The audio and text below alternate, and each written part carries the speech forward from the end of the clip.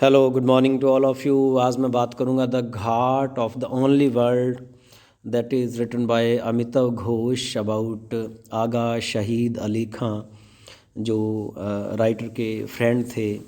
वो दोनों अमेरिका में रहा करते थे और जो शहीद हैं जिनके बारे में ये लिखा गया सारा कुछ अमिताव घोष ने जो लिखा है, he was suffering from cancer. वो कैंसर से सफ़र कर रहे थे और वो ज़्यादा लंबे टाइम तक शायद नहीं रहने वाले थे, उस समय ऐसा लग रहा था।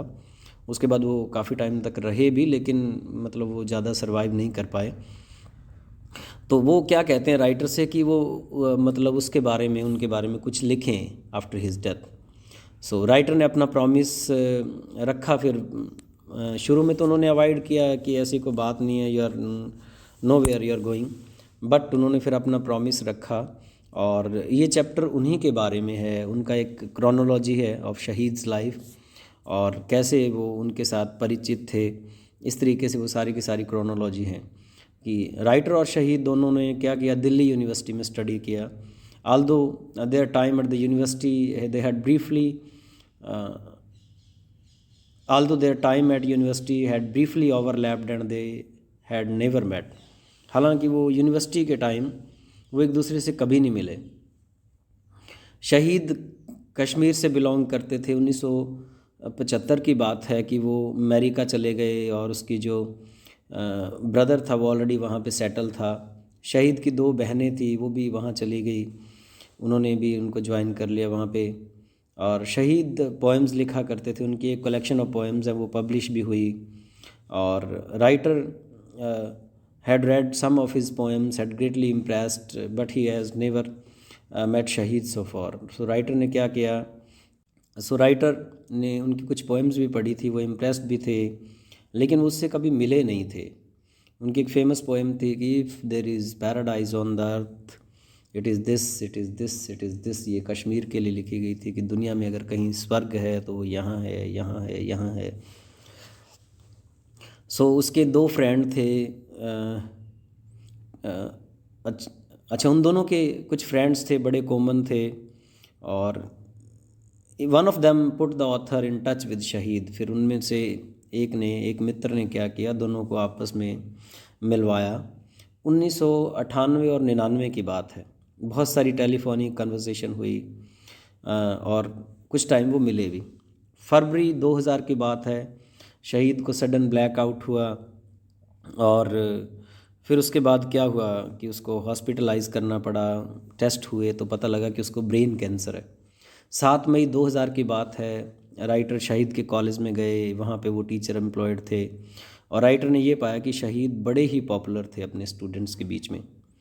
शहीद ब्रुकलिन न्यूयॉर्क में जब मूव हो गए तो ताकि वो अपनी यंगेस्ट सिस्टर के पास रह सकें, तो writer also lived a few blocks away and now the two met quite often. और राइटर भी कुछ ही दूर रहते थे और अब वो अक्सर ही मिला करते थे।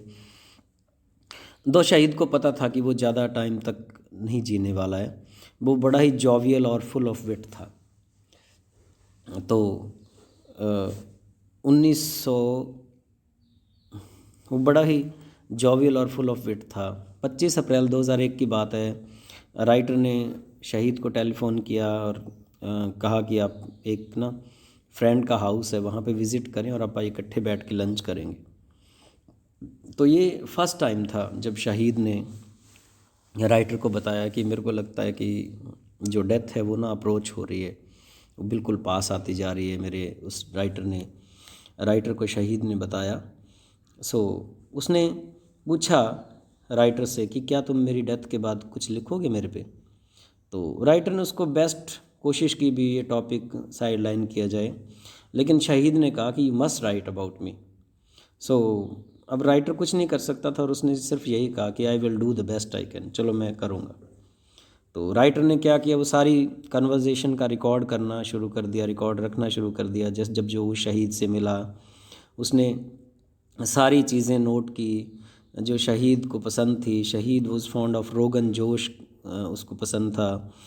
रोशनारा बेगम के गाने, किशोर दा के गाने, ओल्ड बम्बे फिल्म्स, और दोनों लोगों को क्रिकेट पसंद नहीं थी।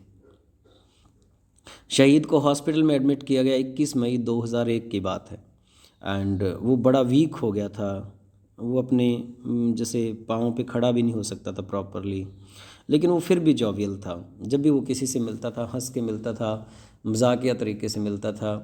एयरपोर्ट पे एयर होस्टेस ने पूछा कि कोई टूटने वाली चीज़ तो नहीं है, तो ही सेड कि it's my only heart in this body that can break any time. तो राइटर लास्ट टाइम उनसे 27 अक्टूबर 2001 को मिला था, और फिर उसके बाद और भी जो शहीद की जो तबीयत है वो बिगड़ती गई, and he died peacefully in sleep at 2 AM on 8 December 2001।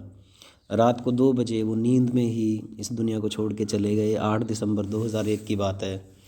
So writer कहता है कि वो उसको बड़ा ही शहीद के बिना खालीपन सा, ग्रेट वॉइड सा महसूस होता है, और उसको मतलब बड़ी हैरानी होती है कि कैसे वो छोटी सी फ्रेंडशिप थी, वो बड़ा सारा एक खालीपन उसको दे गई, ग्रेट वास्ट वॉइड दे गई उसको। और जब भी वो अपने लिविंग रूम में इधर उधर जाता है तो उसको यूँ लगता है कि जैसे शहीद उसके कहीं आसपास है। So this is a sort of chronology about शहीद्स life and how he is was acquaintance with him. और इसका एक बड़ा क्वेश्चन मैंने आपके लिए डाल दिया। You too simply see this. God bless you all. Bye.